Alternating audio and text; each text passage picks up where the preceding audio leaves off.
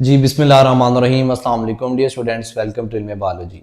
आज का हमारा टॉपिक ऑफ डिस्कशन है fourth stage of aerobic respiration named as electron transport chain. Aerobic respiration की 4 स्टेजेस में से 3 स्टेजेस हम डिटेल में डिस्कस कर चुके हैं। हमने ग्लाइकोलाइसिस को डिटेल में डिस्कस कर लिया, हमने पायरोविक एसिड ऑक्सीडेशन को डिटेल में डिस्कस कर लिया, हमने क्रेब्स साइकिल को भी डिटेल में पढ़ लिया।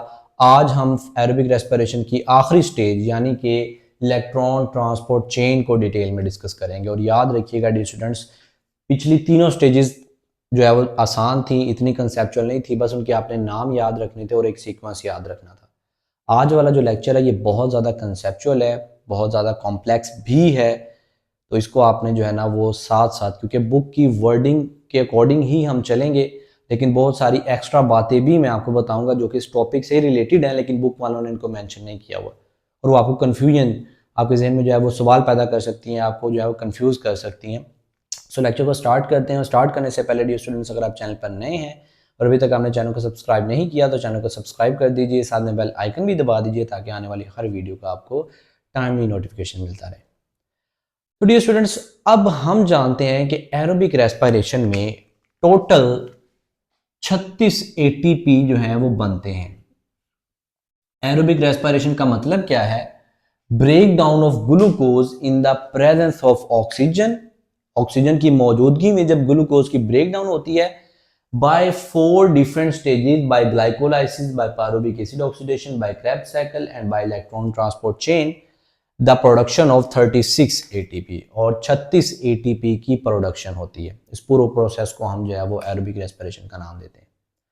अभी तक जो हम डिस्कस करके आए हैं ना, आप जरा गौर से देखिएगा, अभी तक हमने पढ़ा है, जब हमने ग्लाइकोलाइसिस पढ़ा था तो तब एटीपी बने थे 2, ठीक है। जब हमने पायरुविक एसिड ऑक्सीडेशन पढ़ा था उसमें कोई एटीपी ही नहीं बना था, ठीक है, 0 एटीपी। जब हमने क्रैब साइकिल पढ़ा, एक क्रैब साइकिल में एक एटीपी बनता है, हमने पढ़ा था कि क्रैब साइकिल 2 दफा चलता है। एक एसिटाइल कोए आता है वो एक क्रैब साइकिल चलाता है, दूसरा एसिटाइल कोए आता है वो दूसरा जो है वो क्रैब साइकिल चलाता है, तो 2 एटीपी बनते हैं क्रैब साइकिल के नतीजे में। टोटल एरोबिक रेस्पिरेशन के नतीजे में 36 एटीपी बनने चाहिए। अभी तक तीनों स्टेजेस के अंदर हमें कितने एटीपी देखने को मिले हैं? 2 और 2 4, जस्ट 4 एटीपी की प्रोडक्शन हुई है।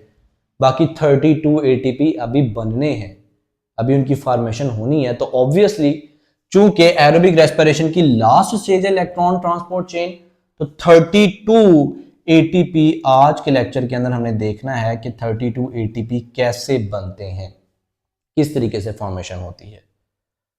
अब ये तो होगी जनरल एटीपी की बात। अब ये 32 एटीपी बनते कैसे हैं ये याद रखिएगा। ये इलेक्ट्रॉन ट्रांसपोर्ट चेन, आपकी बुक के अंदर थ्योरी में बात लिखी हुई है, electrons are transferred from reduced coenzymes NADH and FADH2। जब हमने ग्लाइकोलाइसिस पढ़ा था तो 2 एटीपी तो बने ही थे, साथ में 2 NADH भी बने थे। आप देख सकते हैं, आपने ग्लाइकोलाइसिस पढ़ा है, आपको आइडिया होगा 2 NADH की भी फॉर्मेशन हुई थी।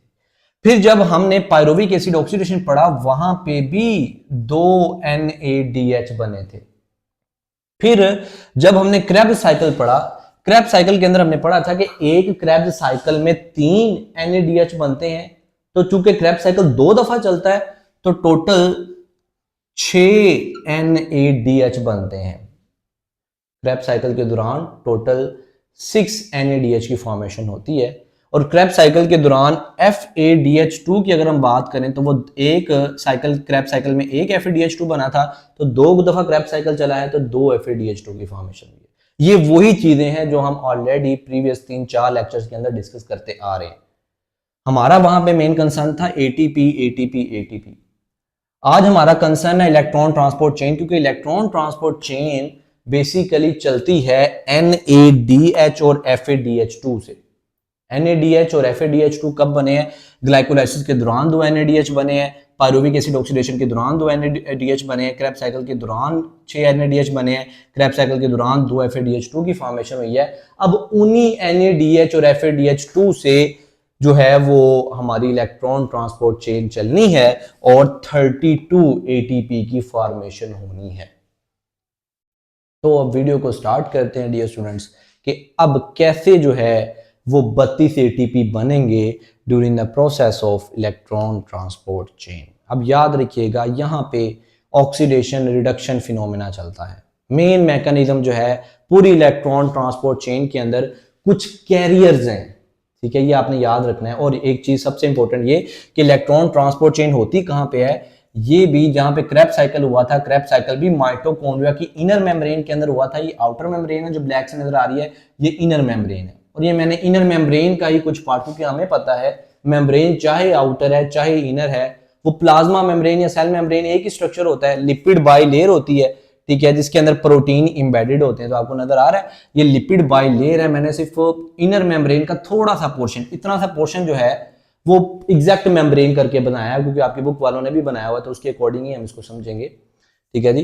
कि ये जो इनर मेम्ब्रेन है माइटोकॉन्ड्रिया की, ये बेसिकली बिल्कुल प्लाज्मा मेम्ब्रेन ही है किस्म की, ठीक है। चाहे आउटर मेम्ब्रेन है उसका स्ट्रक्चर भी ऐसा होगा, चाहे इनर मेम्ब्रेन है, ऑर्गेनेलिक इनर मेम्ब्रेन है, ये हम चैप्टर नंबर 3 के अंदर पढ़ के आए हुए हैं कि प्लाज्मा मेम्ब्रेन का स्ट्रक्चर, चाहे सेल की आउटर मेम्ब्रेन है चाहे सेल के अंदर फर्दर मेम्ब्रेन है, वो ऐसा ही स्ट्रक्चर होगा, लिपिड बाइलेयर होगी और उसके अंदर प्रोटीन इम्बेडेड होगा। तो ये लिपिड बाइलेयर है, मैंने सिर्फ इतना सा पोर्शन इनर मेम्ब्रेन का जो है वो एग्जैक्ट बनाया है।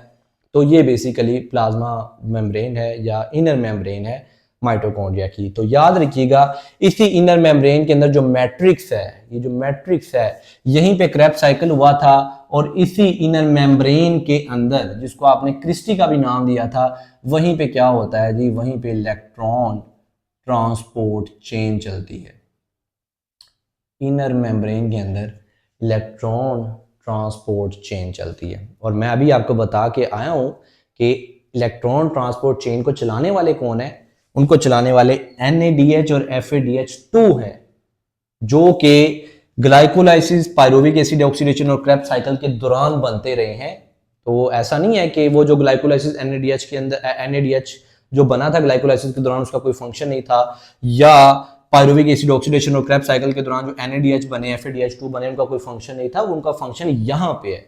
वो सारे जो है वो फिर माइटोकॉन्ड्रिया की इनर मेम्ब्रेन के अंदर ही आ जाते हैं और यहाँ पे अपना इलेक्ट्रॉन ट्रांसपोर्ट चेन जो है वो फंक्शन परफॉर्म करवाना शुरू कर देते हैं। अब होता कुछ हुआ है, अब हम इसको स्टार्ट करते हैं। आपकी बुक के अंदर पहला जो पॉइंट लिखा हुआ है that is pathway of electron. अब होता कुछ यूं है, सबसे पहले जो है, क्योंकि इलेक्ट्रॉन ट्रांसपोर्ट चेन को किसने चलाना है, NADH ने, FADH2 ने। सबसे पहले हम NADH से स्टार्ट करते हैं, NADH, ठीक है। होता कुछ यूं है, NADH सबसे पहले जो है ये ऑक्सीडाइज होता है NAD+ के अंदर, ठीक है। अभी एक मॉलिक्यूल की बात करें, ठीक है, ये जितने भी 2, 4 और 6, 10 NADH मौजूद थे, उन 10 NADH में से सिर्फ हमने एक NADH को भी पकड़ा है और देखने लगे हैं कि ये NADH इलेक्ट्रॉन ट्रांसपोर्ट चेन कैसे स्टार्ट करता है। NADH सबसे पहले ऑक्सीडाइज होता है, ठीक है, ऑक्सीडाइज होता है। ऑक्सीडाइज का मतलब क्या है, ऑक्सीडेशन का मतलब क्या है, रिमूवल ऑफ हाइड्रोजन या रिमूवल ऑफ इलेक्ट्रॉन, ठीक है। तो ये इसने क्या किया है, NAD, ठीक है, और साथ में हाइड्रोजन और साथ में इलेक्ट्रॉन। NADH की बेसिकली जब ब्रेक डाउन होती है या ऑक्सीडेशन होती है into NAD+ hydrogen and electron, अब ये जो इलेक्ट्रॉन है, ये जैसे ही NADH की ब्रेक डाउन होती है, ये इलेक्ट्रॉन डियर स्टूडेंट्स चला जाता है एक प्रोटीन कैरियर के पास, जिसको हम नाम देते हैं कोएंजाइम Q। ये को लिखा हुआ है, COQ का मतलब है कोएंजाइम Q। अब जरा स्टार्ट पे बात करें, हमने यही बात की ना, in which electrons are transferred from reduced coenzymes NADH to series of carriers। ये बेसिकली कैरियर है। जैसे ही NADH की जो है वो ऑक्सीडेशन हुई, ठीक है, ये NADH कैसे बना था ये भी हम पढ़ के आए हैं। पहले प्रीवियस होता था कि NADH के अंदर जो है वो रिड्यूस होता था, अब उसी NADH की रिडक्शन होनी है, ऑक्सीडेशन होनी है। NADH जो है वो अपने हाइड्रोजन आयन को रिलीज करता है, NAD बनाता है और एक इलेक्ट्रॉन निकलता है, और जो इलेक्ट्रॉन है ये चला जाता है कोएंजाइम Q के अंदर। कोएंजाइम Q से ये इलेक्ट्रॉन जो है वो मूव करके चला जाता है साइटोक्रोम B के अंदर। साइटोक्रोम B से इलेक्ट्रॉन मूव करते हैं साइटोक्रोम C के अंदर। C से इलेक्ट्रॉन मूव करते हैं साइटोक्रोम A के अंदर। साइटोक्रोम A से इलेक्ट्रॉन मूव करते हैं साइटोक्रोम A3 के अंदर, और साइटोक्रोम A3 से इलेक्ट्रॉन चले जाते हैं ऑक्सीजन के पास। और ये जो ऑक्सीजन मौजूद होती है ये क्या करती है, ये हाइड्रोजन के साथ बाइंड होती है, ठीक है, और वाटर की फॉर्मेशन हो जाती है। ठीक है, तो अब दोबारा वो डेफिनेशन देखें, electrons are transferred from NADH FADH2 to series of carriers electron गुजरते हैं एंड फाइनली टू ऑक्सीजन, और आखिर में ऑक्सीजन के साथ ये इलेक्ट्रॉन जो है ना वो मिलते हैं। जैसे इलेक्ट्रॉन ऑक्सीजन के पास जाते हैं तो ऑक्सीजन की जो है वो हाइड्रोजन के साथ कॉम्बिनेशन हो जाता है फौरन से, एंड फॉर्मेशन ऑफ वाटर और पानी की फॉर्मेशन हो जाती है। आपकी बुक के अंदर एग्जैक्ट यही वर्डिंग जो है वो यूज की हुई है। This is the pathway of electron, ये इलेक्ट्रॉन का पाथवे। एक NADH जैसे ही NAD के अंदर ऑक्सीडाइज हुआ, उसने अपना हाइड्रोजन निकाला, हाइड्रोजन भी निकला, इलेक्ट्रॉन भी निकला, इलेक्ट्रॉन चले गए कोएंजाइम Q के पास, उधर से इलेक्ट्रॉन गए साइटोक्रोम B, उधर से साइटोक्रोम C, उधर से साइटोक्रोम A और इस उधर से साइटोक्रोम A3, और फिर एट द एंड ऑक्सीजन के पास आ जाते हैं। जैसे इलेक्ट्रॉन ऑक्सीजन के पास आते हैं तो उसी इलेक्ट्रॉन की एनर्जी को यूटिलाइज करते हुए दो हाइड्रोजन के मॉलिक्यूल मिलते हैं और वाटर की फॉर्मेशन हो जाती है। तो ये बेसिकली इलेक्ट्रॉन का पाथवे है। अभी ATP की फॉर्मेशन की हमने बात नहीं की, ठीक है, ये है इलेक्ट्रॉन का पाथवे। और याद रखिएगा जैसे जैसे इलेक्ट्रॉन ऊपर से नीचे आ रहे होते हैं इनकी एनर्जी भी कम होती जा रही है। NADH के केस में भी ऐसे होता है, ठीक है, जितने भी टोटल 2, 4 और 6, 10 NADH थे, हर NADH का मॉलिक्यूल इसी तरीके से ब्रेक डाउन होता है, ठीक है। हर NADH जो है वो ऑक्सीडेशन होती है उसकी, उसमें से इलेक्ट्रॉन निकलते हैं, इलेक्ट्रॉन पास आउट होते हैं और वाटर मॉलिक्यूल की फॉर्मेशन हो जाती है। और इस दौरान ATP भी बनती है। ATP को हम विद रिस्पेक्ट टू डायग्राम समझेंगे कि सिंथेसिस ऑफ ATP के ATP की सिंथेसिस होती कैसे है। अब क्वेश्चन यहाँ पे ये आता है कि हमने बड़ी आसानी से बड़े जो है आसान वर्ड्स के अंदर जो है ना वो मैंने कह दिया कि NADH जो है वो NAD के अंदर जो है ना ऑक्सीडाइज होता है और इसमें से इलेक्ट्रॉन कोएंजाइम Q के अंदर चले जाते हैं, cytochrome B, cytochrome C, cytochrome A, cytochrome A3। ये साइटोकोएंजाइम Q, cytochrome B, C, A, A3 ये मौजूद कहाँ पे हैं? ये जो प्रोटीन कैरियर्स का जिनको मैं नाम दे रहा हूँ, ये प्रोटीन कैरियर्स मौजूद कहाँ पे होते हैं? चूंकि इलेक्ट्रॉन ट्रांसपोर्ट चेन होती है माइटोकॉन्ड्रिया की इनर मेम्ब्रेन के अंदर, तो याद रखिएगा अब हम इनर मेम्ब्रेन के पास आ जाते हैं। इसीलिए मैंने आपकी बुक के अकॉर्डिंग जो है वो इनर मेम्ब्रेन को ड्रा किया हुआ है कि अब इनर मेम्ब्रेन के अंदर ही बेसिकली क्या मौजूद होता है, ये जो सारे कैरियर्स हैं, इलेक्ट्रॉन कैरियर्स हैं, कोएंजाइम Q है, B है, C है, A है, A3 है, ये सारे मौजूद है। अच्छा, अब यहाँ पे एक इंटरेस्टिंग पॉइंट ये कि यहाँ पे ना रिडॉक्स रिएक्शन हो रहा है। रिडॉक्स का मतलब क्या है? ऑक्सीडेशन भी हो रही है, रिडक्शन भी हो रही है। कैसे? जैसे ये इलेक्ट्रॉन NADH से निकला और कोएंजाइम Q के पास गया, कोएंजाइम Q ने इलेक्ट्रॉन लिया, पहले लिया तो इसका मतलब क्या हुआ? उसकी हुई रिडक्शन। इलेक्ट्रॉन को लेना रिडक्शन होता है।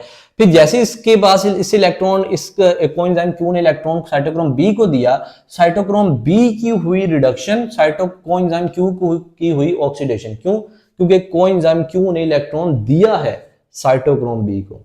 फिर उसके बाद साइटोक्रोम B ने इलेक्ट्रॉन दिया साइटोक्रोम C को, साइटोक्रोम B की हुई ऑक्सीडेशन, साइटोक्रोम C ने इलेक्ट्रॉन लिया, इसकी हुई रिडक्शन। साइटोक्रोम C फिर क्या करता है? इलेक्ट्रॉन को देता है साइटोक्रोम A को, साइटोक्रोम A इलेक्ट्रॉन लेता है, इसकी हुई रिडक्शन, साइटोक्रोम C इलेक्ट्रॉन देता है इसको, इसकी हुई ऑक्सीडेशन। तो रिडॉक्स फिनोमिना चल रहा है, ऑक्सीडेशन भी हो रही है, रिडक्शन भी हो रही है। So the sum of oxidation and reduction combinely it is called as the redox reaction. तो पूरे इलेक्ट्रॉन कैरियर्स के अंदर क्या हो रहा है जी? रिडॉक्स फिनोमिना हो रहा है। इलेक्ट्रॉन को लिया भी जा रहा है और इलेक्ट्रॉन को आगे दिया भी जा रहा है। गेन ऑफ इलेक्ट्रॉन भी हो रहा है यानी कि जो है वो रिडक्शन, और लॉस ऑफ इलेक्ट्रॉन भी हो रहा है यानी कि ऑक्सीडेशन। अब डियर स्टूडेंट्स, अब हम बात करते हैं, ये तो था पाथवे ऑफ इलेक्ट्रॉन, बड़ा इजी सा बताया हुआ है। अब हम बात करते हैं, क्वेश्चन हमारा ये था कि ये जो कोएंजाइम Q है, साइटोक्रोम B है, साइटोक्रोम C, A, A3, ये कैरियर्स जो हैं इलेक्ट्रॉन कैरियर्स, ये मौजूद कहाँ पे होते हैं? ये फिनोमिना इलेक्ट्रॉन एक से दूसरे इलेक्ट्रॉन कैरियर के पास जा रहे हैं, ये कैरियर कहाँ पे मौजूद है और ये फिनोमिना कहाँ पे हो रहा है? तो याद रखिएगा ये फिनोमिना भी या ये इलेक्ट्रॉन कैरियर भी इलेक्ट्रॉन की इनर मेम्ब्रेन के अंदर होते हैं, माइटोकॉन्ड्रिया की इनर मेम्ब्रेन के अंदर होते हैं, सॉरी। अब इसको देखिएगा कैसे। अब ये जो माइटोकॉन्ड्रिया है इसकी इनर मेम्ब्रेन है। सबसे पहले आपको ये नजर आ रहा है कोएंजाइम Q, ठीक है, ये मैंने कोएंजाइम Q यहां पे बना दिया। फिर उसके बाद आपको डायरेक्ट नजर आ रहा है साइटोक्रोम सी। ये जो आपको दरमियान में प्रोटीन नजर आ रहा है ना, ये बेसिकली प्रोटीन कॉम्प्लेक्स 3 इसको कहते हैं। इसको क्या कहते हैं? Protein complex 3। और प्रोटीन कॉम्प्लेक्स 3 के अंदर ही क्या होता है? उसके अंदर साइटोक्रोम बी मौजूद होता है। ठीक है, अब लोकेशन आप देखते जाइएगा। जो कोएंजाइम क्यू है, ये प्लाज्मा मेम्ब्रेन जो कि फास्फोलिपिड बाइलेयर है, उन बाइलेयर के दरमियान मौजूद है कोएंजाइम क्यू। फिर उसके बाद प्रोटीन जो है, जो कि इसी प्लाज्मा मेम्ब्रेन के अंदर एम्बेडेड होते हैं, साइटोक्रोम बी उस प्रोटीन के अंदर है। फिर साइटोक्रोम सी है। फिर उसके बाद ए और A3, ठीक है, साइटोक्रोम ए और साइटोक्रोम A3 ये प्रोटीन कॉम्प्लेक्स 4 के अंदर होते हैं। अब ये एक एडिशनल बात है जो कि आपकी बुक ने नहीं बताई हुई। आपकी बुक के अंदर क्या दिखाया हुआ है? उन्होंने सिर्फ दिखाया coenzyme Q, cytochrome C, pathway वो कंप्लीट बना के दिखा रहे हैं। कंफ्यूजन बच्चों को ये होती है कि साइटोक्रोम बी में से भी तो इलेक्ट्रॉन गुजरने थे, तो वो कहां पे गए? साइटोक्रोम ए और A3 में से भी गुजरते थे इलेक्ट्रॉन, वो कहां पे गए? तो बेसिकली जो साइटोक्रोम बी है वो इस प्रोटीन के अंदर है। ये प्रोटीन तो आपकी बुक ने बनाया हुआ डायग्राम के अंदर, लेकिन ये नहीं बताया कि इसी प्रोटीन के अंदर जो है वो साइटोक्रोम बी होता है। ये आपने याद रखना है। इसी तरीके से ये जो कॉम्प्लेक्स 4 है, ये भी जो है वो डायग्राम के अंदर उन्होंने बनाया हुआ है, लेकिन ये नहीं बताया कि इस कॉम्प्लेक्स के अंदर साइटोक्रोम ए और A3 होता है। ये आपने एडिशनल बात याद रखनी है। आप इसको सर्च कर सकते हैं इंटरनेट वगैरह से, तो आपको समझ आ जाएगी। इंटरनेट वगैरह पे इसकी एग्जैक्ट पिक्चर्स भी मौजूद हैं जो मैंने ड्रॉ की है एज इट इज। अब होता क्या है, हम उसी पाथवे को, वो जो इलेक्ट्रॉन का पाथवे है ना, ठीक है, ये तो हमने इलेक्ट्रॉन का पाथवे देखा, हमने तो हमारा ये कंसर्न ही नहीं है कि इलेक्ट्रॉन कहां से गुजर रहे हैं। हमें तो एटीपी चाहिए कि 32 एटीपी बनने चाहिए, ठीक है, ड्यूरिंग इलेक्ट्रॉन ट्रांसपोर्ट चेन। अब वो 32 एटीपी बनते कैसे हैं? तो वो भी बेसिकली NADH से ही रिलेटेड है। अब एक मैंने ये फ्लो ऑफ इलेक्ट्रॉन सिंपल सा आपको बताया, अब मैं इसको थोड़ा सा कॉम्प्लेक्स करने लगा। चूंकि ये फिनोमिना होता है माइटोकॉन्ड्रियल की इनर मेम्ब्रेन के अंदर, ठीक है जी, ये इलेक्ट्रॉन ट्रांसपोर्ट चेन चलती है, तो मैं यहीं से स्टार्ट करूंगा। सबसे पहले होता क्या है कि NADH जो है, ठीक है, उसकी होती है जी ऑक्सीडेशन NAD के अंदर, ठीक है, और साथ में मैंने आपको बताया है कि ये जो है ना, साथ में इलेक्ट्रॉन निकलते हैं, साथ में हाइड्रोजन निकलते हैं, ठीक है। अब ये जो इलेक्ट्रॉन है जो कि एक NADH से जो है ना वो निकला है, ठीक है, उसकी ऑक्सीडेशन से ये इलेक्ट्रॉन चला जाता है साइटोक्रोम क्यू के पास। यही चीज हम पढ़ के आए ना, सेम वही चीज पढ़ी हमने। कोएंजाइम क्यू के पास चला जाता है, ठीक है। अब जैसे ये इलेक्ट्रॉन कोएंजाइम क्यू के पास जाता है ना डियर स्टूडेंट्स, तब क्या होता है? गौर से सुनिएगा, ये एक समझने वाली बात है यहाँ पे भी, क्योंकि इसके बारे में भी आपके बुक के अंदर नहीं बताया हुआ। जैसे ये इलेक्ट्रॉन जो है वो कोएंजाइम क्यू के पास जाता है, तो ये एक एनर्जी फिनोमिना है, हाई एनर्जी फिनोमिना होता है। इस इलेक्ट्रॉन की एनर्जी की वजह से हाइड्रोजन जो है वो क्या होते हैं जी, हाइड्रोजन जो है वो इस कॉम्प्लेक्स से बाहर आ जाते हैं, ठीक है। आपकी बुक के अंदर ये एरो दिखाया हुआ है, ये नहीं बताया हुआ कि हाइड्रोजन बाहर गए कैसे। तो जैसे ही NADH की जो है वो ऑक्सीडेशन हुई, इलेक्ट्रॉन निकले, ये इलेक्ट्रॉन जैसे ही कोएंजाइम क्यू के पास गया, ये आपने एक रूल लिख लेना है, कहीं पे भी साइड पे लिख लें कि जब भी किसी भी कैरियर को इलेक्ट्रॉन जाता है ना, तो उसके नतीजे में हाइड्रोजन जो है वो बाहर चले जाते हैं, ठीक है। मूव आउट में लिख देता हूं, मूव आउट। हाइड्रोजन जो है वो अंदर से बाहर चले जाते हैं। बाहर कहां पे? ये आउटर मेम्ब्रेन है, ये इनर मेम्ब्रेन है, मैट्रिक्स से, माइटोकॉन्ड्रियल मैट्रिक्स से इंटर मेम्ब्रेन स्पेस में चले जाते हैं, इंटर मेम्ब्रेन स्पेस, ठीक है। जैसे ही NAD के अंदर ऑक्सीडाइज हुआ, इलेक्ट्रॉन निकले, ये इलेक्ट्रॉन जैसे ही कोएंजाइम क्यू के पास गया, बड़ा एनर्जी, हाई एनर्जी फिनोमिना था, और हमें पता है जब भी कोई कैरियर इलेक्ट्रॉन लेगा तो उसके नतीजे में हाइड्रोजन बाहर चले जाएंगे, ठीक है। अब क्या होता है जी, ये इलेक्ट्रॉन कोएंजाइम क्यू से आगे किसमें जाने, किसमें जाने? साइटोक्रोम बी में। आपकी बुक के अंदर भी सेम ऐसे एरो बनाया हुआ है, लेकिन साइटोक्रोम बी नहीं लिखा, तो आपने खुद लिख लेना है कि जो पहला आपको वो प्रोटीन नजर आ रहा है उसका मतलब साइटोक्रोम बी है, उसके अंदर वो जो प्रोटीन कॉम्प्लेक्स है उसका मतलब है साइटोक्रोम बी। अब जैसे ही, क्योंकि हमें पता है साइटोक्रोम बी ने भी क्या किया है, इलेक्ट्रॉन लिए हैं, और जब भी इलेक्ट्रॉन कोई लेता है, जो है हाइड्रोजन मूव आउट हो जाते हैं, ठीक है, अंदर से। जैसे ही ये जो है वो इलेक्ट्रॉन जो है वो साइटोक्रोम कोएंजाइम क्यू से साइटोक्रोम बी के पास गए, यहां से भी हाइड्रोजन बाहर निकल जाते हैं। निकल कहां जाते हैं? माइटोकॉन्ड्रियल मैट्रिक्स से इंटर मेम्ब्रेन स्पेस के अंदर। फिर क्या हुआ फिर जो है ये इलेक्ट्रॉन जो हैं ये मूव करते हुए जाते हैं साइटोक्रोम बी से साइटोक्रोम सी के अंदर, ठीक है जी। इलेक्ट्रॉन मूव कर रहे हैं, मैं इसको रेड से लिख रहा हूं। सबसे पहले इलेक्ट्रॉन गए थे कोएंजाइम क्यू के अंदर, जैसे ही गए कोएंजाइम क्यू के पास हाइड्रोजन इससे निकल गए, फिर कोएंजाइम क्यू से साइटोक्रोम बी में गए, फिर हाइड्रोजन निकल गए बाहर, फिर ये इलेक्ट्रॉन गए साइटोक्रोम सी के अंदर, ठीक है। और सी के बाद जब ये गए ए के अंदर, ठीक है, साइटोक्रोम जो है वो क्योंकि हमें पता है कि ये जो अगला प्रोटीन कॉम्प्लेक्स है उसके अंदर ए और A3 मौजूद है। आपकी बुक में भी एग्जैक्ट सिर्फ डायग्राम बनाई हुई है। तो ये जैसे ही इलेक्ट्रॉन जो हैं वो गए ए और A3 के अंदर, ठीक है। तो ये इलेक्ट्रॉन जब जाते हैं तो ये इलेक्ट्रॉन आगे आते आते मूव करते करते ए को जाते हैं, एक से A3 में जाते हैं। गौर से देखिए पाथवे सेम चल रहा है। कोएंजाइम क्यू को गए सबसे पहले, फिर बी को गए, फिर उसके बाद सी को गए, फिर उसके बाद ए को गए, फिर उसके बाद A3 को गए, और A3 के बाद हमें पता है उसने किस में जाना है, उसने ऑक्सीजन के अंदर चले जाना है। अब माइटोकॉन्ड्रियल की इनर मेम्ब्रेन के अंदर ऑक्सीजन भी मौजूद है इस तरीके से, ठीक है जी।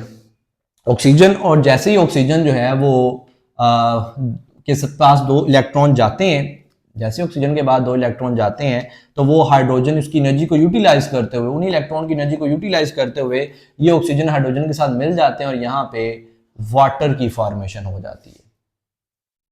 अब यहां पे भी क्या हुआ है गौर से जरा देखें। हमें पता है रूल ये है कि जब भी कोई कैरियर इलेक्ट्रॉन लेता है तो हाइड्रोजन मूव आउट होते हैं, move out of hydrogen, hydrogen ने मूव आउट होना है। तो देखें जरा कोएंजाइम क्यू ने लिए हाइड्रोजन बाहर निकले, ठीक है। साइटोक्रोम बी ने लिए हाइड्रोजन बाहर निकले। जब साइटोक्रोम सी ने लिए, यहां पे भी चाहे वो इलेक्ट्रॉन नीचे आके उन्होंने वाटर की फॉर्मेशन कर दिया, लेकिन यहाँ पे भी साइटोक्रोम ए और A3 ने तो लिए हैं ना इलेक्ट्रॉन, यहाँ पे भी क्या होंगे, हाइड्रोजन बाहर चले जाएंगे, ठीक है जी। अब डियर स्टूडेंट्स ये जो सारा फिनोमिना है ना, this is called as electron transport chain. अभी एटीपी की फॉर्मेशन नहीं हुई, ठीक है। अब इलेक्ट्रॉन जो स्टार्ट हुए थे इससे निकलने, ठीक है, वो सारे यूटिलाइज होते होते एट द एंड वाटर की फॉर्मेशन होगी। अब क्वेश्चन यहां पे आता है एटीपी फिर बन कहां से रही है। अब याद रखिएगा डियर स्टूडेंट्स, ये तो सारे थे प्रोटीन चैनल। अब इसी मेम्ब्रेन के ऊपर एक और बड़ा स्पेशल टाइप का एक एंजाइम आप इसको कह सकते हैं, उसको नाम देते हैं जी एटीपी सिंथेस। उसको आप क्या नाम देते हैं, उसको नाम देते हैं जी एटीपी सिंथेस एंजाइम एक किस्म का।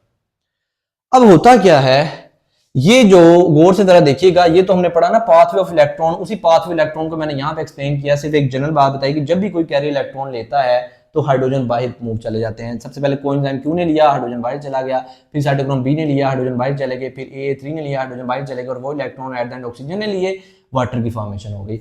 अब ये जो हाइड्रोजन बाहर गए हैं ना इंटर मेम्ब्रेन स्पेस के अंदर, ये हाइड्रोजन क्या करते हैं, सबसे पहले वाला हाइड्रोजन आता है, ठीक है जी, मूव करता करता करता करता इस एटीपी सिंथेज के अंदर से जब गुजरता है ना, अब गौर से जरा देखिएगा, यहां पे एटीपी की फॉर्मेशन होने लगी है।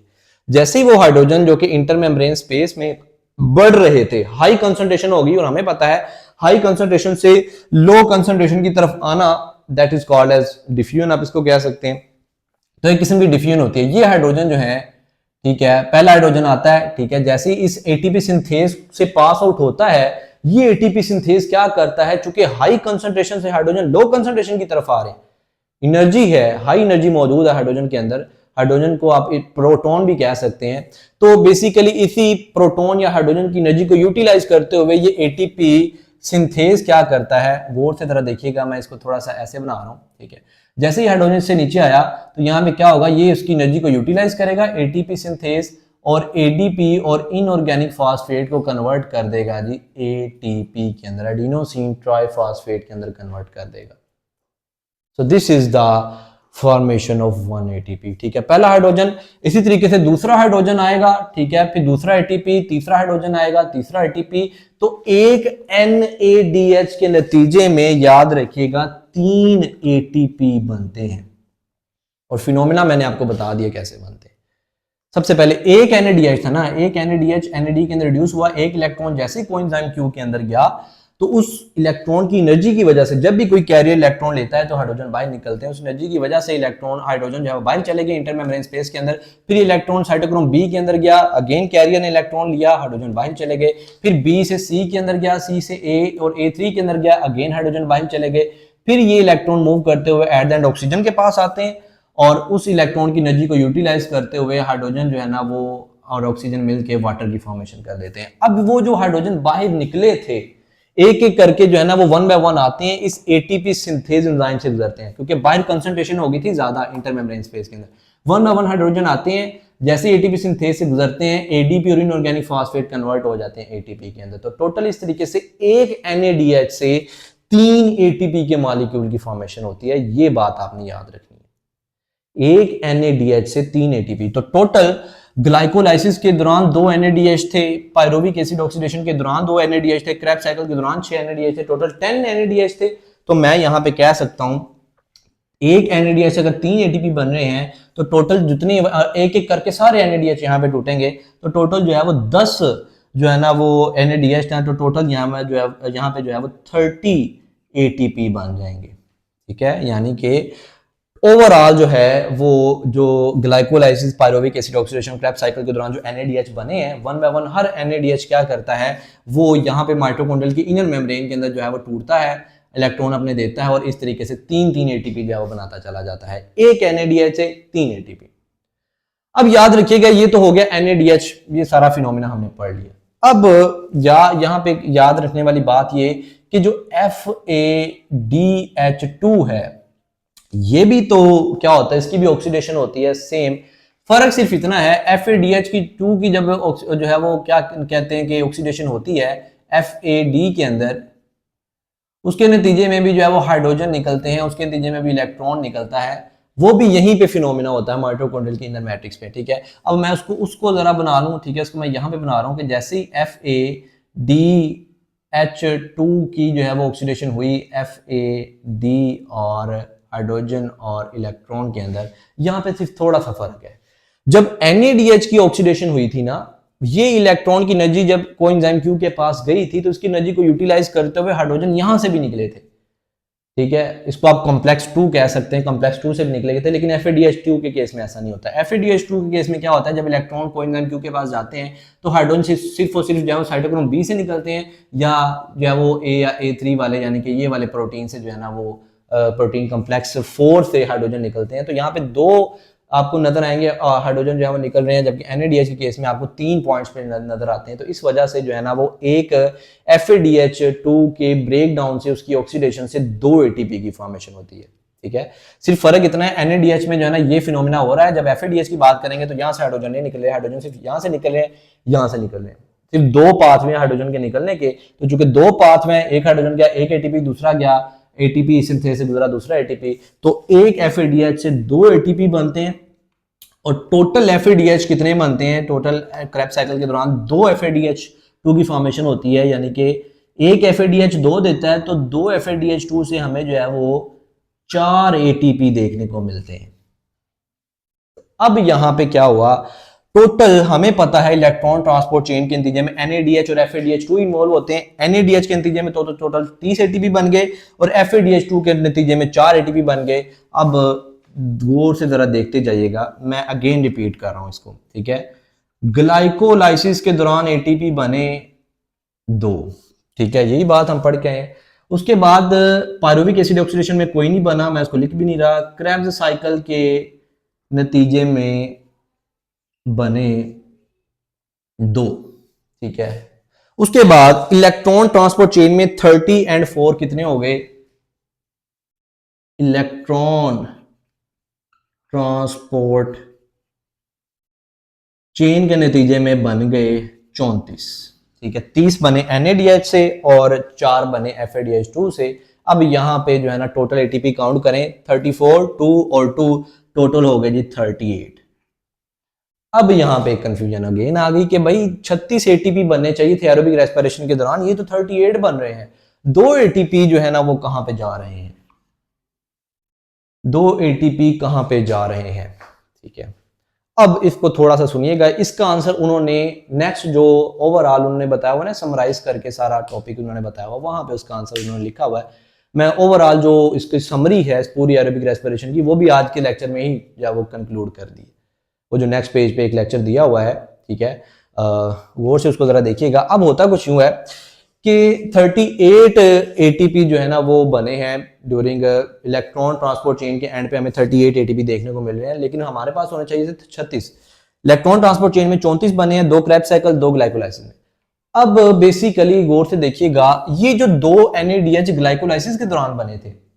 ग्लाइकोलाइसिस का फिनोमेना होता है, ठीक है, ये अगर एक सेल है और ये सेल का माइटोकॉन्ड्रिया है, ठीक है, तो ग्लाइकोलाइसिस हुई थी सेल के साइटोप्लाज्म के अंदर, ठीक है, और यहां पे 2 NADH बने थे। ये एक NADH है, ये एक NADH है, ये एक NADH है, ये एक NADH है। अब इन 2 NADH से जब ATP बनने हैं तो इन्होंने एक ये NADH ऑब्वियसली माइटोकॉन्ड्रिया की इनर मेम्ब्रेन के अंदर आएगा तो आगे इसकी ऑक्सीडेशन चलेगी ना, और फिर उससे ATP बनना शुरू होंगे, ठीक है। I think you got my point कि ग्लाइकोलाइसिस के दौरान जो 2 NADH बनते हैं वो बनते हैं during cytoplasm. Electron transport chain चलनी है माइटोकॉन्ड्रियल इनर मेम्ब्रेन के अंदर, तो जब NADH, मैं यहां पे लिखता हूं ये NADH है, ये दूसरा NADH है, जब एक NADH को जो है ना वो बाइट से साइटोप्लाज्म से माइटोकॉन्ड्रिया के इनर मेम्ब्रेन के अंदर लाया जाता है, तब एक ATP यूटिलाइज होता है। इसी तरीके से जब दूसरा NADH जो है ना वो आएगा तो यहाँ पे एक और ATP लग जाएगा, तो 2 ATP जो है ना NADH को माइटोकॉन्ड्रिया के अंदर लाने में लग जाते हैं। तो इसलिए 38 बन जाते हैं, लेकिन 38 में से हमने तो नेट 36 बना रहे हैं, तो 2 ATP यहाँ पे यूटिलाइज हो गए, टोटल 36 ATP की फॉर्मेशन हो जाती है। तो एक ग्लूकोज मॉलिक्यूल से जो है वो टोटल पूरे प्रोसेस में 36 ATP जो है ना वो बनते हैं। तो आज के लेक्चर के अंदर हमने कंक्लूड कर लिया कि वो 36 ATP कैसे बन रहे हैं। अब आपको अगर ये फिनोमेना समझ आ गया ना, अब आप अपनी बुक की जो है ना वर्डिंग को फॉलो करें। ऑब्वियसली सारी बुक की वर्डिंग के अकॉर्डिंग ही मैंने यहाँ पे बात की है, सिर्फ थोड़ी सी एक्स्ट्रा बातें हैं उसमें। साइटोक्रोम बी, ए और A3 वाली बात है, ठीक है, और ये साइटोक्रोम, ये जो प्रोटीन कॉम्प्लेक्स 3 और 4 है, ये मैंने एडिशनल बात बताई है कि कौन सा साइटोक्रोम किस कॉम्प्लेक्स के अंदर मौजूद होता है। और ये एक एडिशनल रूल कि जब भी कोई कैरियर इलेक्ट्रॉन लेता है तो हाइड्रोजन जमा बाहर चले जाते हैं, इंटर मेम्ब्रेन स्पेस में चले जाते हैं। So that's all about today's lecture, dear students. कोई भी क्वेश्चन हो आप कमेंट सेक्शन में पूछ सकते हैं। Stay tuned. Thank you. अल्लाह हाफिज़।